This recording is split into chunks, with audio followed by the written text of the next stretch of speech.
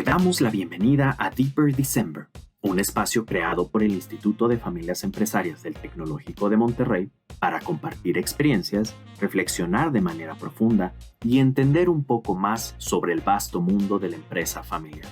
Acompáñanos y sumérgete en la edición 2021 Knowing Our Partners.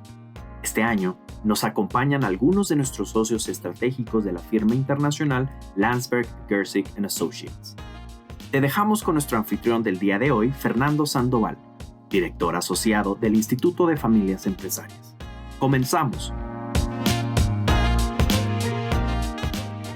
Agradecemos a todos los que nos están escuchando en este podcast Deeper December del Instituto de Familias Empresarias del Tecnológico de Monterrey para México y Latinoamérica.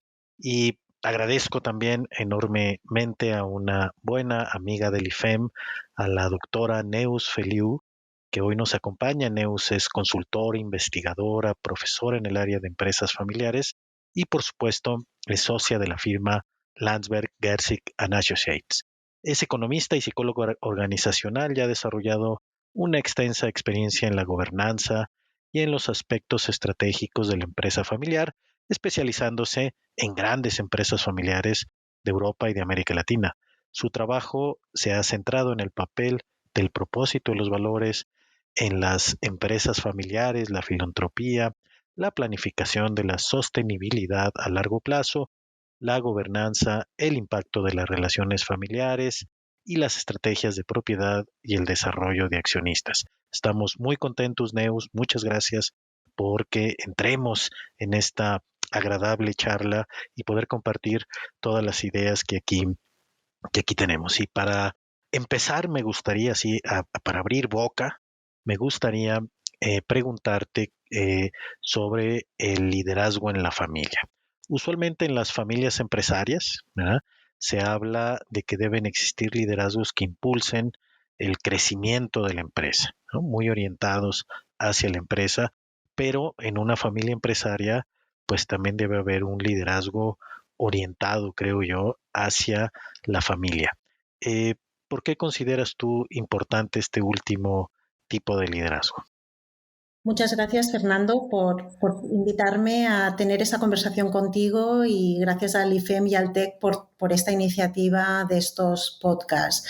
Y sobre todo, celebrar que podamos hablar de liderazgo por ser uno de los temas críticos en la continuidad de las empresas familiares. Y sobre todo también hablar de ese liderazgo desde el ámbito o desde la mirada de la familia, ¿no? Porque sí que es cierto que las empresas familiares a veces tendemos, ¿no?, y eso ha sido una práctica, yo diría que posiblemente más habitual en el pasado, ¿no?, en escuchar esa tesis, ¿no?, en la que muchos comentaban, ¿no?, de que la mejor manera de gestionar las empresas familiares era separar esos temas de familia de los temas de empresa, y esa idea o receta de maneje su empresa como una empresa y maneje su familia como una familia, que surge, yo creo, también de experiencias que todos seguramente hemos tenido, de ese riesgo de actuar con nepotismo o de ese riesgo o experiencias en donde hemos visto que las emociones o los conflictos que pudieran haber en una familia pudieran invadir o bloquear una toma de decisiones a nivel de la empresa, ¿no? Pero esa necesidad muchas veces de las empresas familiares o las familias empresarias en querer dividir estos liderazgos, ¿no? Tiene que ser un liderazgo de empresa focalizándonos solo con la empresa y un liderazgo de familia o una mirada a la familia focalizándonos solo con la familia. Yo creo que la experiencia nos ha indicado que separar esos temas, separar estos ámbitos, porque una de las características importantes, ¿no?, y relevantes de las familias empresarias y de las empresas familiares es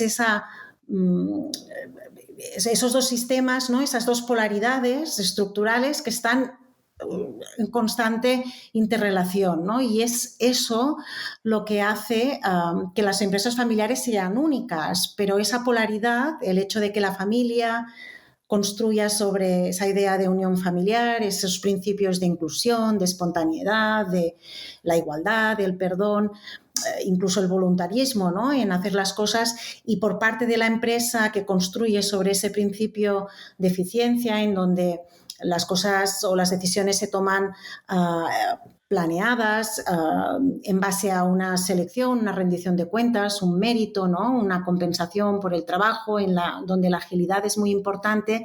Esa necesidad muchas veces de separar esas polaridades pues hace que lo que enriquece a las empresas familiares, esas ventajas competitivas, se puedan perder, ¿no? Ese horizonte de inversión a largo plazo, esa inquietud constante por esa calidad o los productos, esa cultura más humana o esa inquietud constante por las comunidades, ¿no?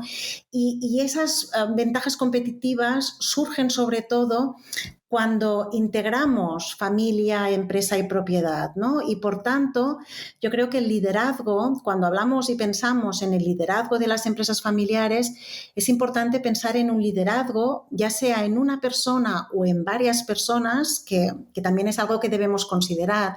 A medida que las familias se van volviendo multigeneracionales, los liderazgos no recaen en una única persona, sino que hablamos muchas veces de esa constelación de líderes en donde tenemos personas relevantes con esa capacidad de influencia en positivo, ¿no? que empujan esos objetivos comunes tanto en la familia como en la empresa, como en las oficinas familiares, porque cuando hablamos de empresa familiar incluimos todas esas organizaciones que están bajo el control de esa familia empresaria, que tienen que ir a la una, ¿no? Tienen que trabajar en colaboración. Y estos liderazgos tienen que ser liderazgos que puedan gestionar esas polaridades y las puedan integrar, ¿no? Y que puedan tanto gestionar los dos ámbitos, ¿no? Y ponerlos en común e integrar para trabajar para los objetivos comunes a futuro. Y lo que vemos, yo creo que muchas empresas familiares que obvían el ámbito familiar y que se focalizan solo en, bueno, pues lideremos o gestionemos el ámbito de la empresa y hagámoslo completamente separado del ámbito de la familia. Lo que olvidan, ¿no? O lo que no tienen en cuenta es que muchas empresas familiares fracasan por una mala gestión de la parte de la familia más que por una mala gestión de la parte de la empresa. Muchísimas gracias, Neus, y me encanta lo que dices, ¿verdad? Que hay que tener una mirada hacia la familia y también que es imposible separar totalmente la empresa de la familia, como en la teoría clásica nos recomiendan, ¿verdad? Pero los que hemos trabajado con familias empresarias sabemos que lejos de separar esto debemos mostrar un liderazgo que integre la visión familiar, la visión de empresa, la visión de la propiedad. Y también has dicho que eso recae o puede recaer no solamente en una persona, sino en varias personas, en varios liderazgos de la familia empresaria que puedan complementarse. Y en este sentido, desde esta mirada de la familia empresaria, me gustaría preguntarte, y siguiendo el hilo de la conversación, en tu experiencia, ¿cuál debería ser este perfil necesario de líder o líderes que tengan esta capacidad de orientarse hacia esa mirada de la familia empresaria? Sí, hay varias características, ¿no? Y nosotros cuando hablamos de este liderazgo integrador nos basamos mucho en este concepto de liderazgo ambidiestro, ¿no? De las organizaciones ambidiestras que lo vemos muy reflejado en las empresas familiares, ¿no? Y ese liderazgo sería diría que una de las capacidades esenciales que veo, ¿no? En los líderes que tienen esa capacidad ambidiestra es el poder gestionar o torear, ¿no? Como diríamos, los dilemas asociados con valores, con prioridades, que con frecuencia en empresas familiares son contradictorios y justamente por eso, ¿no? Por las dos polaridades de familia y empresa, y poder gestionar esos dilemas sin perder esa capacidad de tomar decisiones, ¿no? Porque muchas veces lo que vemos es que cuando tenemos líderes que no son capaces de gestionar esa ambigüedad o esa tensión, ¿no?, entre las dos polaridades, las decisiones se dejan de tomar, ¿no? Y cuando una empresa no toma decisiones, pues todos sabemos, o incluso una familia propietaria o empresaria no toma las decisiones necesarias, pues tampoco no funciona. Otra de las características que yo creo que es esencial también es la capacidad de poder visualizar esas implicaciones familiares en decisiones de empresa y las implicaciones para la empresa de esas decisiones familiares, ¿no? Otras características, te enumero algunas que yo siempre me fijo, ¿no? Cuando una persona, las personas que trabajamos con empresas familiares, tenemos una parte de nuestras responsabilidades también cómo ir visualizando, sobre todo en sucesiones generacionales, personas de la nueva generación que vemos que tienen una base importante para luego, evidentemente, desarrollar, que puedan ir llenando estos espacios que van a ser necesarios tanto de talento como de liderazgo a futuro, ¿no? Tener inteligencia emocional, tener esa capacidad de empatía con personas en distintos roles, como lo decía antes, esa tolerancia a la ambigüedad, el poder balancear esas polaridades, ¿no?, que existen en todas las empresas familiares y que se tienen que ir dándole seguimiento continuado en el tiempo, porque eso va a permitir que esa empresa familiar evolucione en el tiempo, ¿no? Por ejemplo, estamos en un momento en donde las empresas familiares, muchas de ellas están en momentos de transición, de sucesión, y también requieren transformaciones importantes en sus negocios, ¿no? Y yo creo que el momento actual de pandemia ha acelerado muchos de esos procesos de transformación. Pues esos líderes necesitan poder balancear lo que es la tradición, aquellos aspectos que son parte del ADN, parte del legado, que no deben de cambiar, de los valores o la cultura, pero también ir generando esa capacidad de cambio en sus empresas, ¿no? Y convertir esa polaridad de tradición y cambio en una idea de una tradición de cambio, ¿no? Por ejemplo, o cómo gestionar esa parte de que la familia a lo mejor es importante. Bueno, en muchas empresas familiares nosotros consideramos que es importante que la familia tenga un rol, sobre todo en la parte de gobierno, de gobernanza, pero cómo balancear ese hecho que la familia participe con criterios de excelencia, ¿no?, con criterios de meritocracia. Todas estas polaridades es importante que el líder o los líderes puedan ir gestionando, tener rigor, pero también saber ser flexible en momentos en donde uno requiere, pues a lo mejor, hacer cambios o adaptar políticas o adaptar visiones para que continúen siendo factibles o viables en el momento actual y a futuro, ¿no? Por tanto, yo creo que todas estas características son muy importantes y a tener en cuenta, ¿no?, en esos liderazgos desde la familia empresaria para la empresa familiar. Buenísimo, Neus. Y en este liderazgo ambidiestro, donde hay que manejar esas polaridades, esas paradojas que siempre se enfrentan en las familias empresarias y que además debe manejarse, me has dicho, desde la inteligencia emocional, desde la tolerancia a la ambigüedad, desde el poder manejar el cambio y la innovación, pero anclado en la tradición y todas estas características, ¿no? De pronto implican o nos llevan a mirar a un liderazgo que tiene que ser mucho más orquestador, o al menos así yo lo he nombrado también, un líder que está orquestando todas estas polaridades, los distintos actores, las implicaciones, y que no solo mira, digamos, la parte racional, económica, competitiva de la empresa, sino también los valores, la armonía familiar, y que puede estar balanceando estas polaridades. Pero para que estos liderazgos emerjan y funcionen, ¿no? ¿Qué elementos o factores críticos consideras tú que debe darse en una familia empresaria en este contexto para que realmente este tipo de liderazgo funcione? Sí, hay varios, ¿no? Y dentro de este contexto, yo te diría, Fernando, que el contexto más inmediato que tiene que poder visualizar un líder o ese grupo de líderes es su propia familia, sus propios accionistas, porque de hecho, cuando pensamos en grupos de interés, es el grupo de interés casi que más importante y relevante, ¿no? Porque si los accionistas dejan de confiar en el proyecto compartido, sacan el capital y ya no hay donde construir ni donde trabajar, ¿no?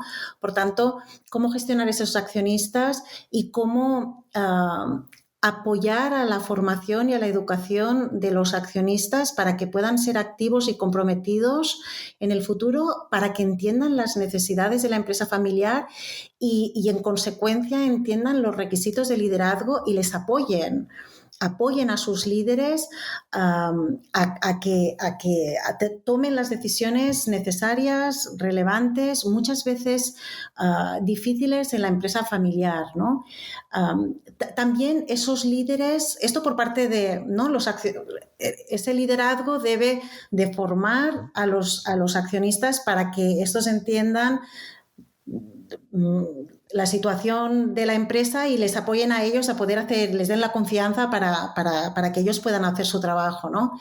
Pero por otro lado también yo creo que una de las características que veo o de los elementos o factores críticos, ¿no?, que me preguntabas, que veo en esos líderes, es que educan a las siguientes generaciones también y que invierten, son generosos y que invierten tiempo y esfuerzo en fomentar ese desarrollo de esas capacidades que ellos ven que son esenciales para ellos en nuevas generaciones, en nuevas personas para que puedan continuar con el proyecto. Es decir, la generosidad es un factor crítico en esos líderes, ¿no?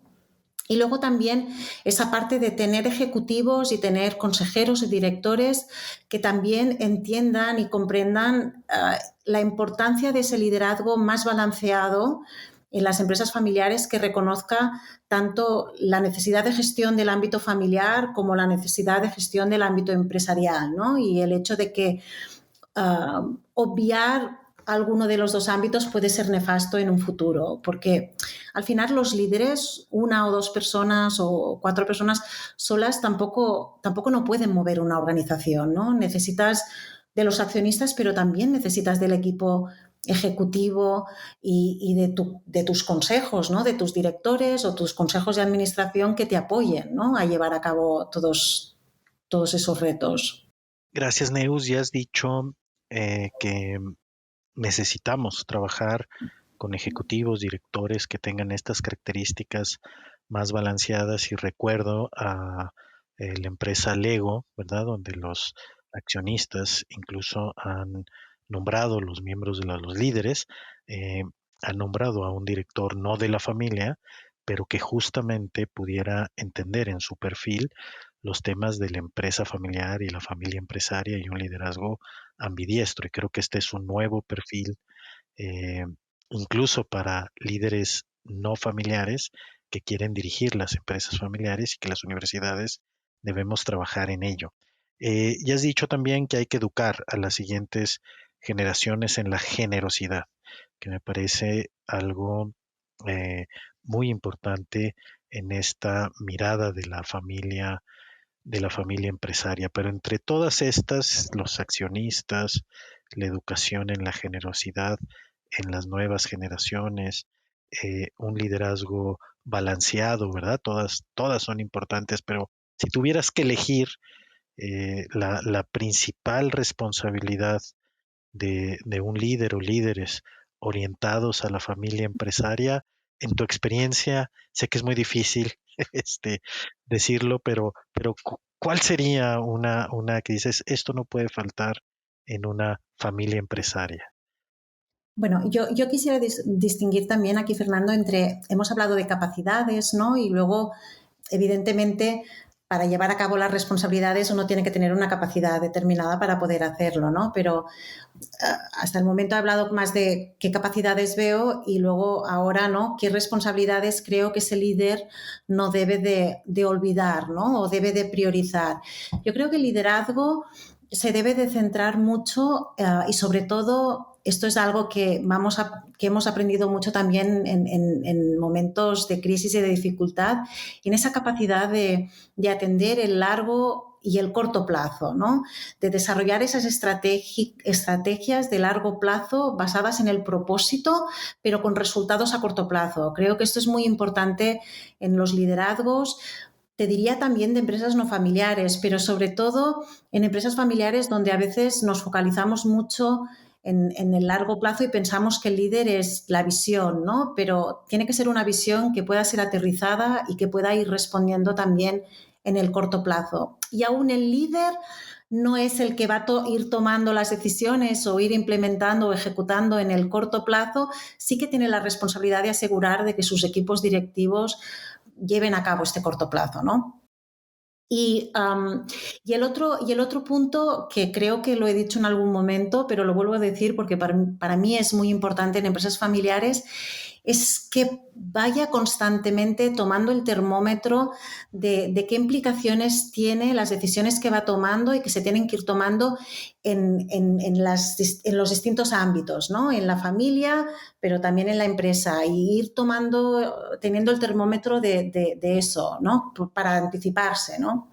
Muy bien, muy bien. Y hablando de este termómetro y de estas implicaciones, a veces cuando he trabajado también con familias empresarias y se tiene que tomar una decisión importante, pues se pone en esa balanza y uno dice, bueno, ¿qué gana o qué pierde la empresa y la familia con X decisión, ¿no? Por ejemplo, una decisión complicada o difícil de una familia empresaria es despedir a un miembro de la familia de la empresa, ¿no? Y qué gana y qué pierde la familia y la empresa al tomar estas decisiones. ¿Tendrías algún ejemplo de cómo balancear o tener este termómetro de estas implicaciones en las familias empresarias, en los líderes, cómo pueden tener herramientas para ir monitoreando estas implicaciones? Bueno, por ejemplo, has dicho un muy buen ejemplo, ¿no? Y de hecho es un ejemplo que muchos de nosotros hemos vivido. La situación en donde una empresa familiar tiene que despedir a un ejecutivo familiar. Entonces, en este caso, muchas veces yo comentaba justo ayer, ¿no? Estaba hablando con una familia y estábamos justamente hablando de esta situación, ¿no? De que muchas veces situaciones como esta toman mucho tiempo y que a mí me tomó en una familia en particular, nos tomó, ¿no? A todos aproximadamente un año poder llegar a finalizar un proceso de despedir a un ejecutivo familiar, ¿no? Y justamente nos tomó tanto tiempo porque valoramos mucho desde la empresa el impacto que esto iba a tener en la familia, en un grupo importante de accionistas, cómo despedir de manera de que primero, ¿no? Hacer un proceso muy justo, hacer un proceso muy basado en datos, en hechos, un proceso muy respetuoso con la persona, muy respetuoso con la familia, con la rama familiar o con la familia, y un proceso, en este caso también de comunicación muy, muy pensado y muy adecuado para minimizar esas implicaciones en la familia, ¿no? Y era un despido que era necesario y que en algún momento tuvimos la junta directiva en este caso y algunos accionistas y algunos ejecutivos pidiendo, ¿no? Casi exigiendo que esa persona tenía que estar fuera, ¿no? Pero eso tomó el tiempo que tuvo que tomar para asegurar de que teníamos en cuenta las consecuencias en todos los sistemas, ¿no? Otros casos que han tomado pues mucha consideración para ir haciendo este balance, ¿no? Yo creo que en el momento de pandemia que hemos vivido, ¿no? En donde las empresas, o incluso muy relacionado con esto, en momentos actuales en donde las familias están o las empresas familiares se les exige hacer un esfuerzo para adaptar sus empresas a cumplir los objetivos de sostenibilidad, y eso es, a veces esa exigencia es distinta en distintos países, ¿no? Muchas veces viene motivada por el propio propósito de la familia, pero muchas veces también las regulaciones te obligan a hacer ciertos cambios, ¿no? cómo ayudar a la familia a entender de que ciertas inversiones aún a lo mejor no se vean para ellos o para un grupo de accionistas en este momento prioritarias, porque van a requerir a lo mejor una reducción de dividendos, pues que es necesario para la continuidad de la empresa y sostenibilidad del mismo proyecto a largo plazo, ¿no? Son decisiones que los líderes tienen que tomar y que se tienen que preparar y que requieren pues tiempo y requieren pues un buen análisis, ¿no?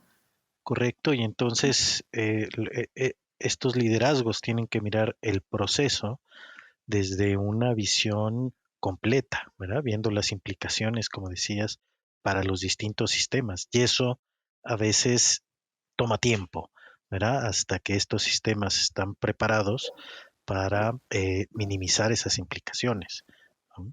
Y una pregunta que tengo, que siempre me surge cuando acompañamos a las familias empresarias, es cómo elegir estos liderazgos en una familia, usualmente en una familia de primera generación, pues el líder, el fundador, aglutina, ¿no?, toda esta decisión de todos estos sistemas, pero conforme avanzan las generaciones se va pasando, digo yo, del yo al equipo, es decir, donde ese liderazgo no solamente queda en una persona, sino que se distribuye en distintos miembros de la familia. Pero ¿cómo identificar, cómo decidir cuál es ese proceso? ¿Lo hacen los propios miembros de la familia que dicen, para el ámbito de la mirada familiar, este miembro resulta que tiene más estas capacidades y este está mejor para presidir el consejo de administración? O en tu experiencia, ¿cómo se toman esas decisiones de ir acomodando estos liderazgos? Yo creo que es importante que en toda familia que está en un proceso de transición o de sucesión o de organizar, ¿no?, sus estructuras de gobierno y sus liderazgos y pensar a lo mejor, ¿no?, en cómo ubicar el talento y las capacidades que tienen los distintos roles, siempre es importante partir de la visión de conjunto, ¿no?, y partir de qué talento tenemos y cómo mejor irlo ubicando en los distintos espacios. Yo creo que tanto las personas que tienen que ser más relevantes en el ámbito familiar, por ejemplo, un consejo de familia, como las personas que tienen que ser más relevantes en el ámbito de propiedad o de empresa, yo buscaría en ambos perfiles esa capacidad de liderazgo ambidiestro. No lo dejaría solo en el ámbito familiar, porque creo que tiene que estar en todos aquellos roles que tengan una relevancia en decisiones importantes de continuidad, ¿no? Y es cierto de que por naturaleza, ¿no?, todos nacemos, ¿no?, con un lado más empresarial o un lado más familiar dominante. Pero ya creo que uno ya puede intuir o ver en personas esa capacidad a lo mejor de ver la complejidad, esa capacidad de ser más flexible y entender esas polaridades, ¿no? Y cuando tú ves a alguien que ya tiene esa inquietud de mirar un poco más allá, ¿no?, un poco más allá de tu ámbito concreto, luego es importante desarrollarlas, porque difícilmente vas a encontrar a una persona en una empresa familiar, incluso a un externo, que cumpla con todo el perfil o con todo el requisito. Por tanto, yo creo que es importante dar el mensaje a las familias que a medida que pasamos de primera generación, los líderes también se forman, los líderes también se desarrollan, ¿no? Y evidentemente siempre hay personas que tienen ciertas características que destacan, pero que se pueden ir moldeando. Y hay maneras de hacerlo, ¿no? Y, por ejemplo, una de las cosas que se pueden hacer es nuevamente educar a esas nuevas generaciones y a esos líderes que apuntan a que comprendan la importancia de los dos ámbitos, ¿no? A disponer de mentores que les ayuden a forjar esas alianzas con personas en roles relevantes tanto en la empresa como en la familia, que les puedan ayudar a complementar sus espacios de mejora, ¿no? Porque sus espacios de mejora o espacios de crecimiento, cuando estamos hablando de nuevas generaciones. Y sobre todo, yo creo que es muy importante fomentar y trabajar en la colaboración, tanto entre generaciones como en personas en distintos roles y distintos ámbitos, porque cada vez más, como tú apuntabas, el liderazgo en las empresas familiares ya de segundas, terceras y siguientes generaciones es una función que debe ser compartida con otros, ¿no? Y la colaboración permite aprender a compartir esas responsabilidades, pero también permite, sobre todo la colaboración entre generaciones, aprender aquellas cosas que no se pueden aprender en un libro, sino que se tienen que aprender viendo, viviéndolas, compartiendo esas experiencias, ¿no? Y, por ejemplo, la generosidad, que decíamos que para mí es clave, ¿no? En los líderes, es algo que cuando tú la vives en tu padre o en tu tío o en tu abuelo o en un líder no familiar, aquello se integra, ¿no? En tu manera de trabajar, de entender la empresa familiar, ¿no? Y así como la generosidad, el hecho de poder poner en valor distintos roles, distintas personas con distintas capacidades. Yo creo que la colaboración es muy importante, fomentarla desde muy al inicio. Me gusta mucho lo que dices porque yo creo que este mundo estaría mucho mejor si pensáramos menos en la competencia y más en la colaboración y cómo pasamos de una racionalidad estratégica a una racionalidad comunicativa y una racionalidad de colaboración, como decía Habermas, ¿verdad? Bueno, y finalmente para todos los escuchas de este podcast, para las familias empresarias que nos están acompañando y que estoy seguro han disfrutado como yo muchísimo de tus ideas, de tus pensamientos, ¿qué consejos o recomendaciones les darías a estas familias empresarias para desarrollar estos liderazgos? ¿Cuáles serían tus recomendaciones? Pues que si estamos pensando en liderazgos que tienen que surgir de la familia, ¿no? De fomentar todas estas capacidades o competencias, perfiles, ¿no? En nuestras nuevas generaciones, es que provoquen situaciones en donde las nuevas generaciones puedan participar, en donde las nuevas generaciones puedan trabajar conjuntamente con ellos, con los seniors, provoquen situaciones en donde las nuevas generaciones entiendan el valor de la familia, entiendan el valor de que el liderazgo requiere no solo focalizarse en la empresa y en el ámbito financiero, en los objetivos financieros, sino que para que las empresas familiares sean sostenibles y sean exitosas en el tiempo, también hay una cantidad importante de objetivos no financieros que es importante de proteger y de preservar y, por tanto, los líderes se deben focalizar también en ellos, ¿no?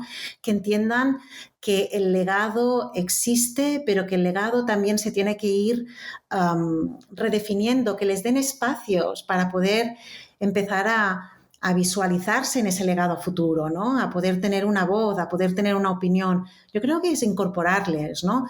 Porque también a medida que uno trabaja con sus siguientes generaciones, también va viendo qué espacios de crecimiento existen, ¿no? Y cómo les podemos apoyar y cómo les podemos ofrecer oportunidades de desarrollo adaptadas a sus necesidades. Creo que una de las cosas que hemos aprendido en este proyecto que hemos colaborado juntos, Fernando, es que cuando hablamos de desarrollo de nuevas generaciones y de nuevos talentos, muchas veces lo que los seniors consideran que se debe hacer es distinto a lo que los juniors piensan que les va a ser útil, ¿no? Por tanto, esa conversación entre esas dos generaciones de qué nos ayudaría, y eso los jóvenes, ¿no? Y los seniors, ¿qué os podemos ofrecer? Es muy importante, ¿no? Para ir identificando maneras de apoyarles y también en esa colaboración poder identificando qué personas van a tener esas capacidades tan necesarias para el futuro de la empresa familiar y de la familia. Neus, muchísimas gracias por esta conversación y has sido ejemplo de todo lo que nos has dicho, porque has sido generosa en compartir tus ideas, has colaborado con el IFEM en la construcción de todos estos mensajes y nos has abierto la posibilidad del diálogo y la comunicación tan necesaria entre las generaciones como nos lo has dicho. Muchísimas gracias, Neus, y muy agradecido por tener esta agradable charla contigo. Muchísimas gracias, Fernando. Ha sido un placer, como siempre, conversar contigo y colaborar con el IFEM y con el TEC. Un placer. Gracias por escuchar un episodio más de Deeper December. Esperamos que lo hayas disfrutado. No te pierdas todo lo que el Instituto de Familias Empresarias continúa preparando para ti y tu familia en nuestra página web ifem.tec.mx. Hasta la próxima.